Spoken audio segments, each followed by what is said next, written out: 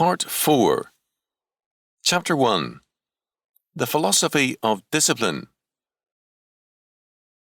Before we can discuss the meaning of discipline, it is very necessary to make it clear that it must not be confused with chastisement. Both words need careful definition. Chastise comes from the Latin castus, pure, chaste, and is related to chastity. Chastisement is not the same as punishment, which is a matter of retribution. Chastisement is corrective and merciful in purpose. Its meaning is very clear in Hebrews 12:5-11.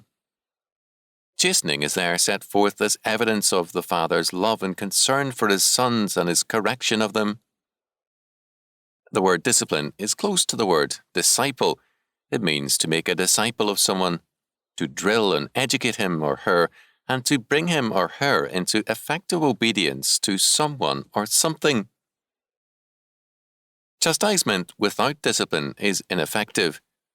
Too many parents think that by beating their children or scolding them endlessly, they will thereby discipline them effectively.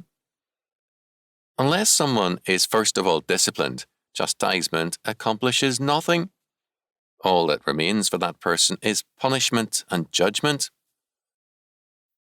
Discipline is instruction and guidance into an orderly way of life, which becomes second nature to the person involved. Army discipline used to be definable in those terms. In terms of older and now obsolete army discipline, a soldier was trained and drilled to the point where his responses to certain situations, orders, and crises would be automatic. It used to be commonplace for well-trained soldiers to describe how, in a critical situation, they reacted instantly and did all the right things without having a chance to think about them. Good, disciplined car drivers do the same in a crisis. They react instantly and correctly before they realize that they have done so. Christian discipline is similar. The child is systematically trained in the faith, in knowledge of the Bible and its requirements, in every necessary area of study, and so thoroughly imbued with all of this that it is a part of his nature. He acts and reacts in terms of this. Christian discipline is a necessary part of sanctification. Basic to it is regeneration.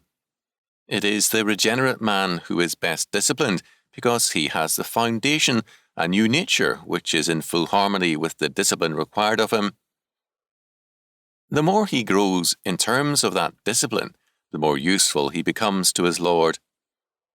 However, even without regeneration, Christian discipline accomplishes much. We know that in 1815, the average age of criminals in the United States was 45.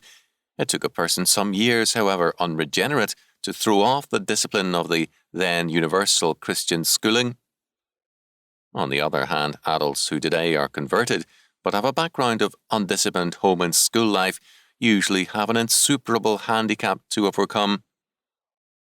A man who can barely read and write, and whose ability to organize and order his life is almost nil, becomes, when converted, a redeemed child of God, but a very ineffective one. Christian discipline requires the cooperation of the church, home, and school.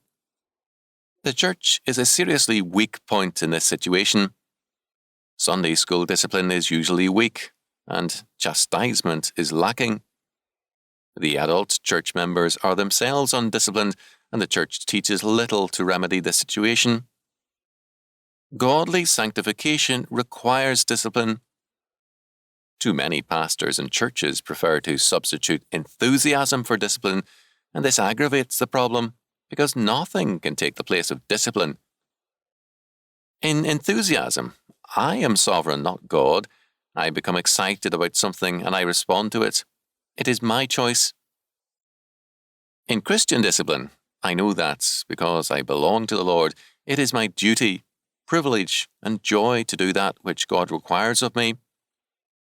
I act as a disciple, not as a lord. It is the duty of the church to teach discipline and discipleship. Parents and children need to be instructed in the meaning and requirements of discipline systematically. In almost all churches today, a high percentage of the children and youth show an obvious lack of discipline. The Christian school should encourage friendly churches to teach and preach on discipline. There are many excellent texts in Scripture on the subject, especially in Deuteronomy and Proverbs. Consider Proverbs 22:6. Quote, "Train up a child in the way he should go, and when he is old, he will not depart from it." End quote. Lists of verses, information on the Christian school, and a note on the need for church, home, and school to work together to teach discipline should go to churches annually. Parents need to be told that they are not paying the Christian school to take over the problems of education and discipline from their hands, but to assist the parents in that task. Written statements, not only of policy, but of cooperation, should go to all parents. Parents emphatically do not like to be told how to handle their own children, so any statement requires tact and intelligence. It should be stressed that discipline requires the cooperation of church, school, and family. Each has its own distinctive task and cannot infringe on the other. The school, to discharge its own responsibility with respect to discipline, must itself be disciplined. This, too often, is lacking.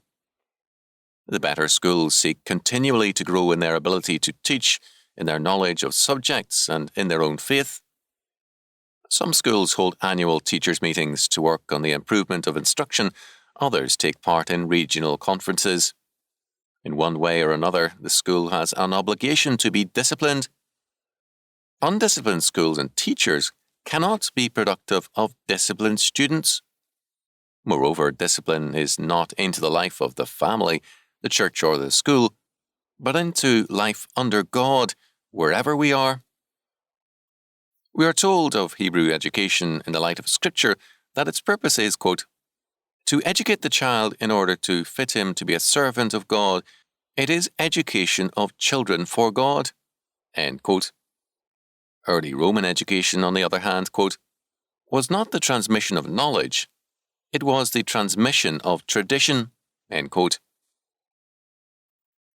Our discipline is a failure if its essential nature is a transmission of tradition, Presbyterian, Baptist, Episcopal, or whatever you choose.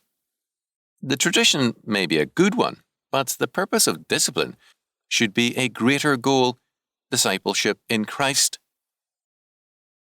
Towards this discipline, church, school, and home each have their distinctive contribution to make to prepare the child for the highest competency in life in the discharge of his calling under God.